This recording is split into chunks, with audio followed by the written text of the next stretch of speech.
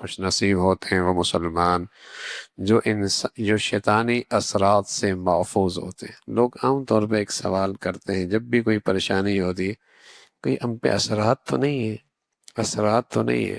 ہم انہیں کہتے ہیں کیوں نہیں ہے اثرات؟ جب گناہ کیے تو شیطان کے اثرات تو ضرور ہیں، اثرات تو ہیں۔ شیطان کے اثرات تو ہیں، تبھی تو یہ ہو رہا۔ اب ہر چیز کا اثر پتہ نہیں، اثرات سے مراد پتہ نہیں کیا لیتے ہیں، لیکن شیطان کا اثر کا یقین نہیں کرتے کہ ہاں شیطان کا بھی اثر ہو سکتا ہے، شیطان کا بھی اثر ہو سکتا ہے۔ تو زندگیوں میں شیطان کا اثر ہوتا ہے، جب اللہ کی نافرمانی ہوتی ہے تو یقین ہے کہ اس پر شیطان کے اثرات ہیں، شیطانی اثرات ہیں اس پر۔ اور بس اوقات انسان شیطانی اثرات سے وہ حرکتیں کرتا ہے جو عام آدمی نہیں کرتا، جو عام آدمی نہیں کرتا۔ جب عام آدمی نہیں کرتا، جب شیطانی اثرات بہت ہو جاتے ہیں تو انسان وہ حرکتیں کرتا ہے جو عام نارمل انسان نہیں کرتا۔ اس قدر شیطانی اثرات کا اس پہ اثر ہونے لگتا ہے۔ تو شیطانی اثرات ہوتے ہیں۔ ہاں فرمایا میرے جو خاص بندے ہیں ان پر شیطان کا اثر نہیں ہوتا۔ ان عبادی لیس لک، جس قدر آدمی پاکیزہ رہتا ہے، طہارت پہ رہتا ہے۔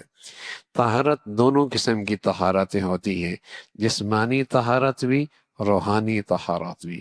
جسمانی طہارت کہ اس پر جسمانی نجاست کوئی نہ ہو، یعنی آدمی پہ غسل فرض ہے اور اس میں بلا وجہ تاخیر کر رہا ہے، عورت پہ ماہواری آئی، غسل کا وقت آ گیا لیکن بلا وجہ اس میں تاخیر کر رہی ہے، یہ جو نجاست ہے اس سے بھی شیطانی اثرات بہت تیزی کے ساتھ اس کی طرف آتے ہیں۔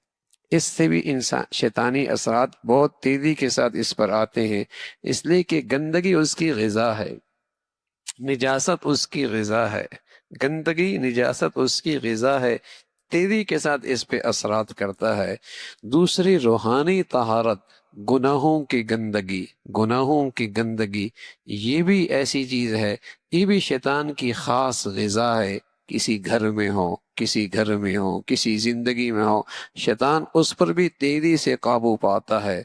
طہارت کی زندگی، گناہوں سے بھی طہارت ہو، اور ظاہری نجاست اور باطنی نجاست اس سے بھی طہارت اور پاکیزگی ہو، یہ شیطان کے لیے رکاوٹ ہوا کرتی ہے، یہ شیطان کے لیے اس لیے رسول اللہ صلی اللہ علیہ وسلم فرمایا کرتے تھے کہ الوضوء صلاح المؤمن، باوضو رہنا یہ مومن کا اسلحہ ہے۔ الوضوء صلاح المؤمن، باوضو رہنا